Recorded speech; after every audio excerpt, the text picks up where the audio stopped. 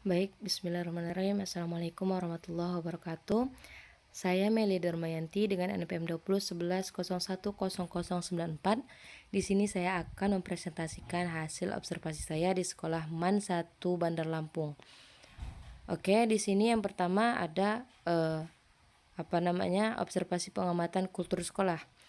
Di sini yang pertama ada program 5S atau senyum, sapa, salam, sopan, dan santun.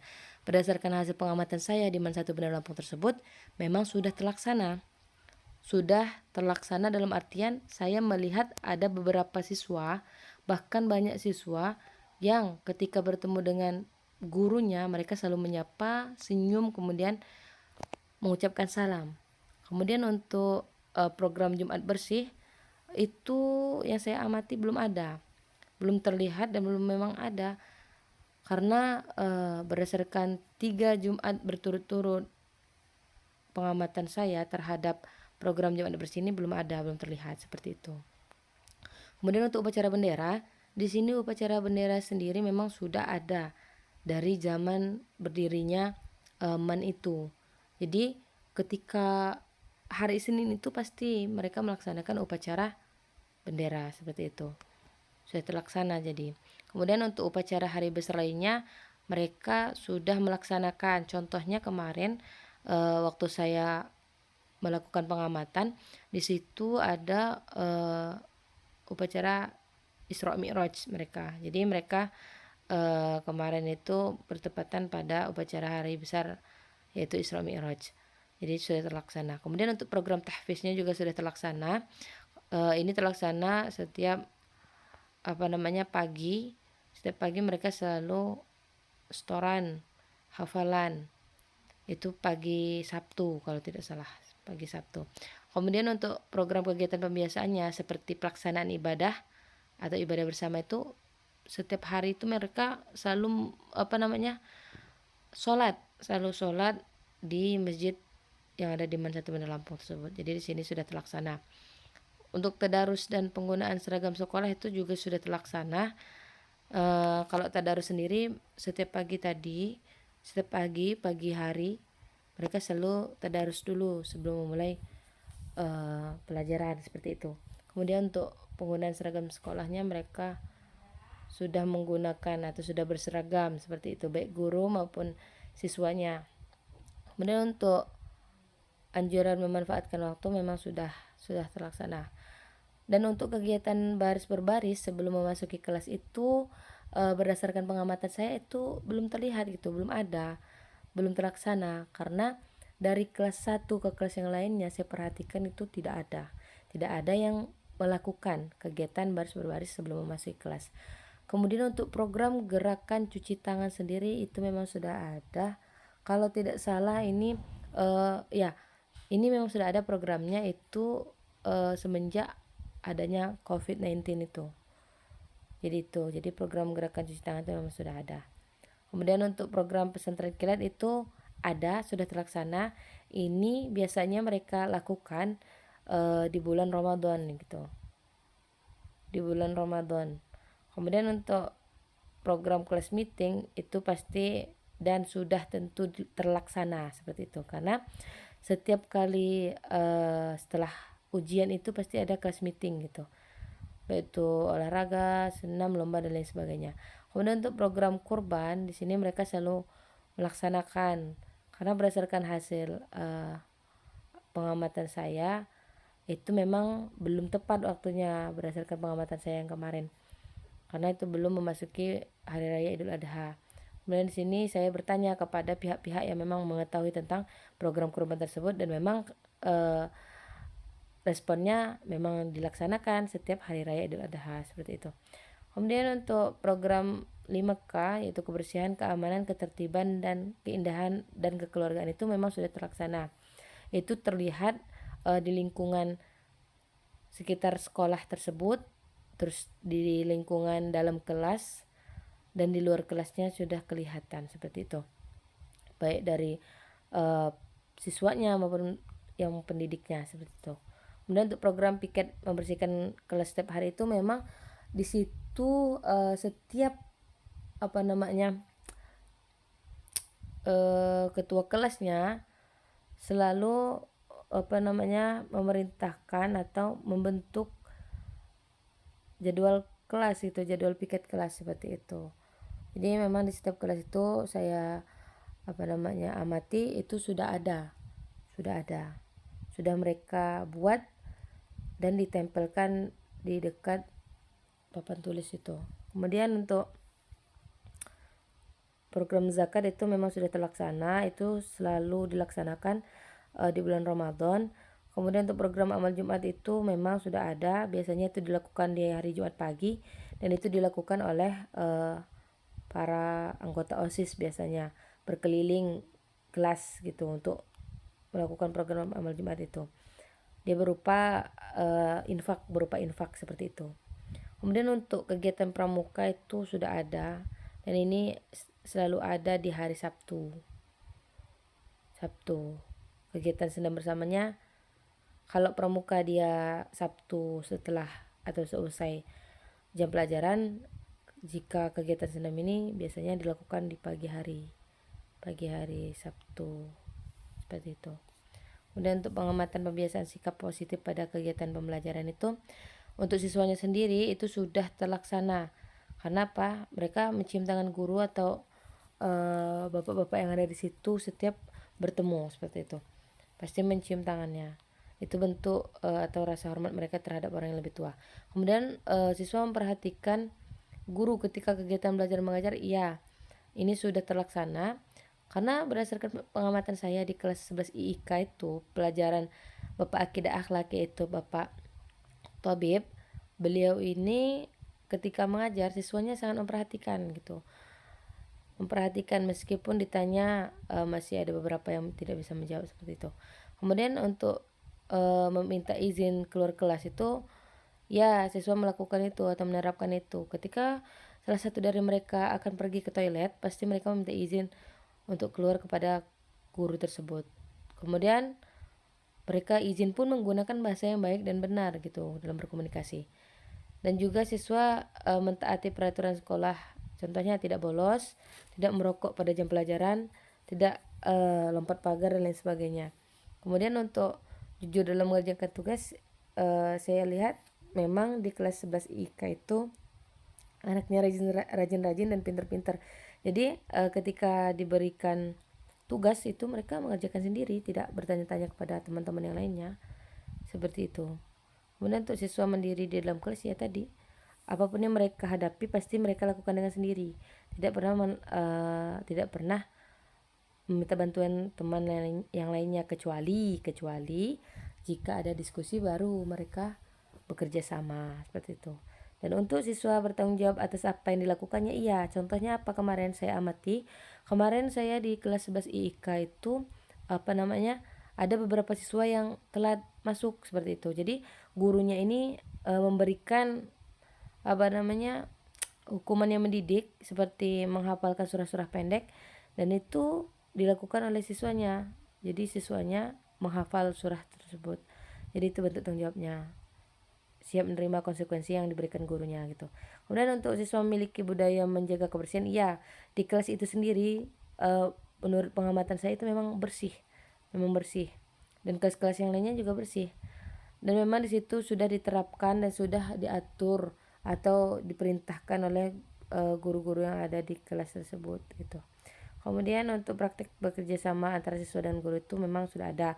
Ketika guru menjelaskan materi dan kemudian memberikan pertanyaan, di sini siswanya merespon gitu pertanyaan dari gurunya tersebut gitu. Dan juga siswa satu dengan siswa lainnya juga sama, selalu bekerja sama kalau lagi ada ada sesuatu yang perlu memang didiskusikan dengan baik seperti itu. Kemudian untuk pengamatan struktur organisasi dan tata kerja, di sini yang pertama untuk visi misinya sendiri yang di sekolah itu memang sudah ada, itu terdapat kalau kita masuk dari gerbang utama itu sudah kelihatan ada visi dan misi sekolahnya, dan juga ditempelkan di dekat-dekat seperti ruangan UKS dan lain sebagainya.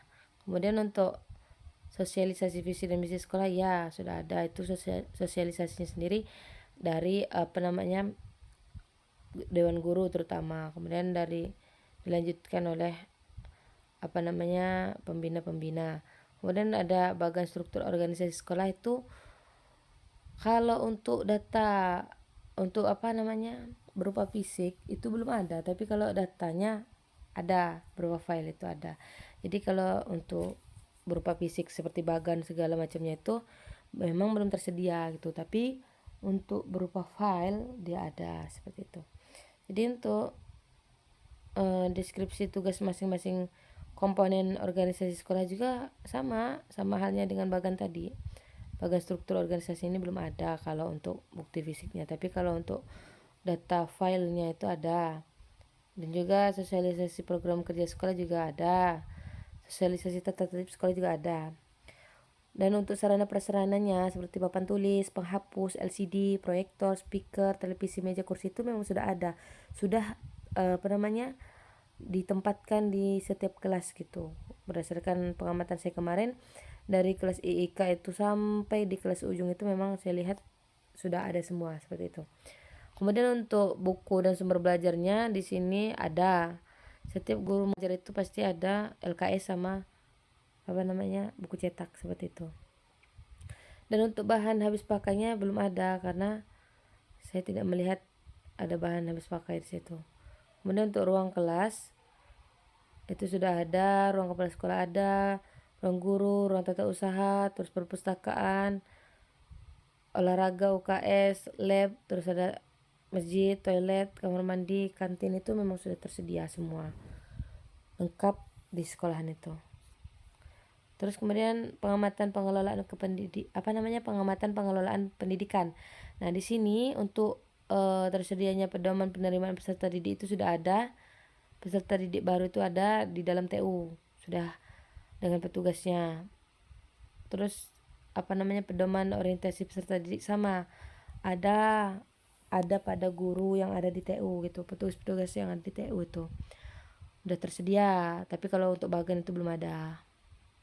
Kemudian untuk pelaksanaan orientasi peserta didik barunya sudah ada, sudah terlaksana. Kemudian untuk dokumen presensi peserta didiknya di sekolah itu ada. Kalau untuk dokumen pelaksanaan organisasi itu yang pertama, kalau untuk struktur organisasi komitenya ini, kalau untuk bagan, kalau untuk bukti fisiknya itu saya amati itu tidak ada sama sekali. Kalau untuk filenya ada, tapi belum dibuat bagan. Kemudian sarana prasarananya untuk daftar inventaris sekolah itu sudah ada, itu bisa kita lihat di dalam ruang TU. Ruang TU itu sudah disediakan oleh pihak-pihak yang ada di sana. Kalau untuk SOP penggunaan sarana dan prasarana juga sudah. Kemudian untuk pelayanan peserta didik seperti BK, perpustakaan, koperasi dan lain sebagainya itu sudah disediakan oleh pihak sekolah.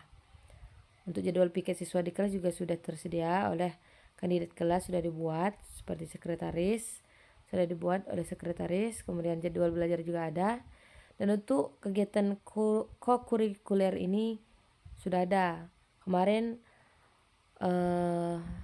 secara tidak langsung juga saya melakukan observasi itu ada secara tidak sengaja gitu kan. Secara kebetulan juga ada kegiatan kokurikuler waktu itu. Dan itu dari BMKG, membahas tentang BMKG seperti itu. Kemudian untuk dokumen penunjang seperti silabus, RPP itu sudah ada, sudah disediakan oleh guru yang akan mengajar di kelas. Kalau jadwal mengajar guru itu bisa dilihat, itu memang sudah dilihat dan sudah dibuat oleh petugasnya, yaitu dipimpin oleh guru piketnya gitu, atau dipandu oleh guru piket. Jadi setiap guru akan mengajar itu bisa kita lihat jadwal mengajarnya itu ada kepada guru piket itu. Kemudian jadwal kegiatan ekstrakurikuler juga ada, sudah tersedia, dan itu adanya di setiap ruangan-ruangan seperti olimpiade, terus ada ruang pramuka, OSIS dan segalanya itu. Kemudian untuk daftar urutan kepangkatan tenaga pendidik itu belum ada, karena saya amati daftar urutan kepangkatan tenaga pendidik dan kependidikan itu belum ada memang, baik itu di TU, terus di ruangan guru, PTSP itu belum ada. Kemudian untuk lampiran pengamatan peraturan dan tata tertib sekolahnya itu, kalau untuk tata tertib sekolahnya sendiri sudah ada. Itu tadi bisa kita lihat melalui melalui gerbang utama itu sudah terlihat ada visi misinya. Visi misinya ada, terus ada tata tertib sekolahnya juga ada, lengkap di situ. Kemudian untuk di situ tuh berupa banner kayak ditempel di dekat pos satpam seperti itu. Kemudian untuk tersedianya bimbingan konseling di sekolah itu ada ruangannya dan ada pembinanya. Ruangannya sendiri itu bertepatan di depan masjid Man 1 Bandar Lampung yang besar itu. Kemudian untuk wakil bidang kesiswaan di sekolah itu ada, ya, dia bapak itu guru matematika. Kemudian untuk tersedianya sanksi pada pelanggaran tata tertib itu sudah ada semua di dalam banner tadi, atau di dalam tata tertib sekolah yang ada dekat pagar atau di pos satpam yang ada di Manbalam tadi. Kemudian untuk pengamatan kegiatan ekstrakurikuler di sekolah itu udah tersedia dong. Di situ sudah saya lihat bahwa memang sudah ada, baik itu jadwalnya, baik itu rencana kegiatannya apa aja, itu sudah ada. Kemudian untuk jadwal pelaksanaannya tadi sudah ada, pembinaannya juga ada, ya tadi dipimpin oleh pembinanya.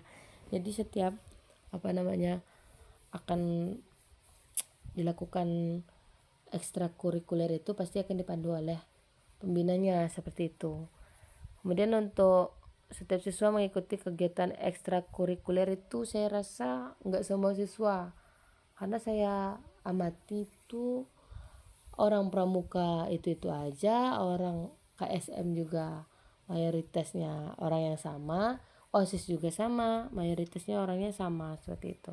Jadi kemungkinan banyak faktor yang mempengaruhi para siswa tidak mengikuti ekstrakurikuler tersebut. Seperti itu. Untuk kegiatan kokurikuler sendiri yang di sini memang sudah tersedia, dan itu jadwalnya sendiri itu tidak menentu, karena saya tanyakan kepada kepala humasnya bahwa kata beliau itu memang tidak menentu. Misal 2 bulan itu bisa sekali, bisa 2 kali, bisa 3 kali, tergantung dari pihak luarnya yang akan memberikan penyuluhan atau sosialisasi seperti itu. Dan ini memang sudah tersedia seperti itu. Kalau adanya pembinaan kokurikuler itu sudah ada, itu sendiri dibina oleh dipimpin oleh kepala humas tadi. Jadi pihak luar itu, contoh BMKG itu bekerja sama dengan pihak Man 1 Bandar Lampung ini sendiri. Jadi atas kerjasama itu maka diadakannya kokurikuler itu. Kemudian untuk setiap siswa mengikuti kegiatan kokurikuler, ya mereka ketika diperintahkan itu memang ngikut, tapi tidak semua siswa gitu. Jadi hanya beberapa siswa. Jadi makanya saya di sini conteng belum tersedia, ya belum terlaksana seperti itu, belum terlaksana secara menyeluruh. Kalau untuk 1, 2, 3 orang itu memang sudah ada seperti itu. Dan untuk pengamatan kegiatan belajar dan mengajar di sekolah dan kompetensi profesional guru, di sini memang pada saat saya mengamati di kelas 11 IIK, terutama pelajaran akidah akhlak Bapak Tobib, di sini memang ketika guru tersebut atau ketika Bapak Tobib tersebut mengajar, itu beliau sudah memiliki kemampuan manajemen kelas. Contoh, ketika beliau mengajar itu selalu tepat waktu, masuknya tepat waktu dan juga selesainya tepat waktu seperti itu. Dan juga beliau bisa mengatur ketika siswanya berisik, ribut sendiri, itu beliau bisa memanagenya dengan baik seperti itu. Kemudian untuk menggunakan kurikulum standar nasional itu beliau memang sudah melaksanakan gitu, sudah membuat gitu kan, sudah menggunakan. Jadi saya lihat RPP-nya, saya lihat menggunakan kurikulum berapa, itu saya sudah lihat. Saya periksa semua yang beliau punya, yang beliau pegang, baik itu RPP maupun apa kurikulum apa dan segala macamnya itu. Untuk materinya juga beliau menguasai, sudah menguasai. Karena kelihatan ketika beliau mengajar itu tidak terbata-bata seperti itu, lancar. Dan untuk keterampilan menyusun metode pembelajaran itu ya saya rasa sudah lah ya, karena memang di situ sudah terlaksana seperti beliau menerapkan metode ceramah kemudian diskusi seperti itu. Di setiap ini beliau menggunakan dua metode seperti itu. Kalau nggak ceramah ya diskusi seperti itu.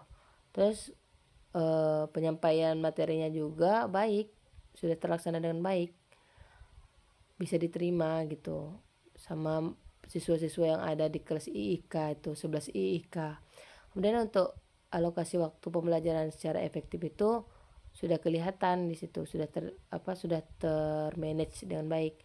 Kemudian untuk menerapkan pembelajaran student center itu belum saya rasa, karena ya hasil pengamatan saya ya belum terlihat kalau Bapak itu menggunakan atau menerapkan pembelajaran student center seperti itu. Untuk menggunakan media sebagai penunjang kegiatan pembelajaran itu guru sudah menggunakan. Bapak Tobib tersebut sudah menggunakan LKS waktu itu. Waktu saya amati di kelas IIK itu 11 IIK. Untuk guru menggunakan media pembelajaran yang baik dan efektif ini, saya rasa kalau media pembelajarannya belum ada, karena beliau cuman fokus atau menonton ke LKS itu. Jadi nggak seseru-seruan, enggak, tapi fokus pada LKS gitu. Terus untuk guru memberikan kesempatan siswa untuk bertanya itu sudah terlaksana. Ketika guru tersebut sudah memberikan materi, seusai memberikan materi itu beliau memberikan pertanyaan kepada siswa-siswanya sebagai bentuk evaluasi seperti itu. Dan memberikan motivasi kepada siswa. Iya, setelah memberikan evaluasi tadi, guru sebelum menutup pembelajaran itu beliau selalu memberikan motivasi kepada siswanya bahwa pembelajaran hari ini manfaatnya apa, terus gunanya untuk apa, seperti itu. Dan untuk menggunakan sarana dan prasarana penunjang itu saya rasa belum, karena cuman menggunakan ruang kelas, tidak untuk kolam renang, tidak untuk lab, tidak untuk kebun atau aula, tidak. Untuk pengamatan kompetensi dasar pedagogik gurunya, di sini guru itu sudah, yang namanya Pak Tobib itu sudah memahami karakteristik peserta didik yang ada di kelas IIK itu 11 IIK, baik itu dari aspek moral, fisik, sosial, kultur, emosional, dan intelektualnya. Dengan apa? Dengan sering mengajar mereka ya, kayak berdiskusi seperti itu. Terus di sini beliau juga menguasai teori belajar gitu. Terus prinsip-prinsip pembelajaran juga yang mendidik itu beliau sudah kuasai seperti itu, sudah cukup menguasai. Itu berdasarkan hasil pengamatan saya. Kemudian untuk perencanaan pembelajarannya itu memang sudah beliau sesuaikan dengan kondisi di kelas, karakteristik siswanya seperti apa, seperti itu. Jadi beliau membuat RPP itu selalu menimbang dulu gitu, di kelas ini seperti apa karakteristiknya dan lain sebagainya. Kemudian untuk perencanaan pembelajaran RPP-nya yang sesuai terus aktif menyenangkan itu saya rasa belum, karena di sini hanya berfokus ke membuat perencanaan pembelajaran yang sesuai dengan karakteristiknya saja, tidak untuk menyenangkan atau segala macamnya, itu tidak seperti itu. Dan untuk pengamatan kepribadian gurunya, dasar kepribadiannya, di sini memang guru itu, terutama yang saya amati Pak Tobib dan guru-guru yang lainnya yang ada di ruang guru maupun guru-guru yang mengajar di kelas-kelas lainnya, itu memang penampilannya, untuk penampilan fisiknya memang sudah rapi, bersih, terus serasi antara baju dan celana seperti itu, ataupun baju dengan roknya.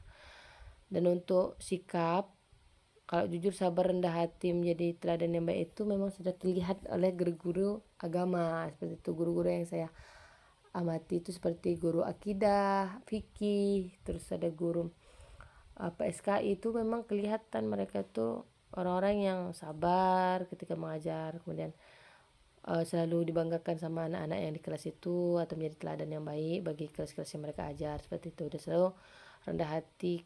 Kalau dilihat-lihat juga memang benar, muka guru-guru yang paham agama itu beda dengan orang-orang yang tidak mengajar agama seperti itu. Kemudian untuk etis kerjanya, memang untuk Pak Tabib sendiri, beliau bertanggung jawab, terus beliau ya cukup bangga ketika menjadi guru dan mengajar di kelas tersebut. Dan juga Pak Tabib itu saat mengajar di kelas 11 IIK itu memang cukup percaya diri gitu. Dan juga beliau menunjukkan menjunjung tinggi juga kode etik gurunya gitu. Untuk pengamatan kompetisi dasar sosialnya, sosial ini berlaku untuk semua yang ada di lingkungan itu. Kalau untuk siswanya di sini memang sudah terlaksana, kalau berkomunikasi secara efektif dengan siswa, terus dengan guru itu sudah ada, sudah saling berkomunikasi antara siswa dengan guru, maupun guru dengan rekan sejawatnya atau dengan yang lainnya, terus dengan atasannya, terus dengan karyawannya, itu memang ya seperti biasa sudah terjalin komunikasi dengan baik seperti itu. Dan untuk hubungan yang baik dengan siswa, terus rekan gurunya, atasannya memang cukup baik, karena tidak ada, menurut pengamatan saya ya pada hari itu, memang tidak ada nampak-nampak wajah yang dendam segala macamnya, tidak ada. Dan saling ngobrol antara guru, atasan, rekan sejawat maupun siswa. Dan untuk anggota PGRI atau Persatuan Guru Republik Indonesia atau IGI, Ikatan Guru Indonesia, itu sudah ada.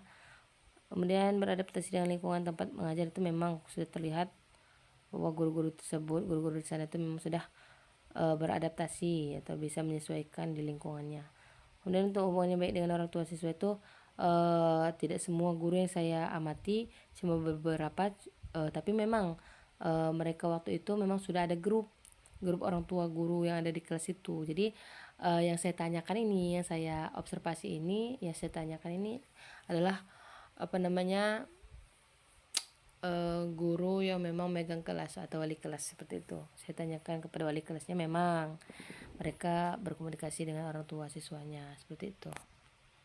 Ya mungkin itu paparan saya terkait tentang observasi di MAN 1 Bandar Lampung. Kurang dan lebihnya saya mohon maaf. Wassalamualaikum warahmatullahi wabarakatuh.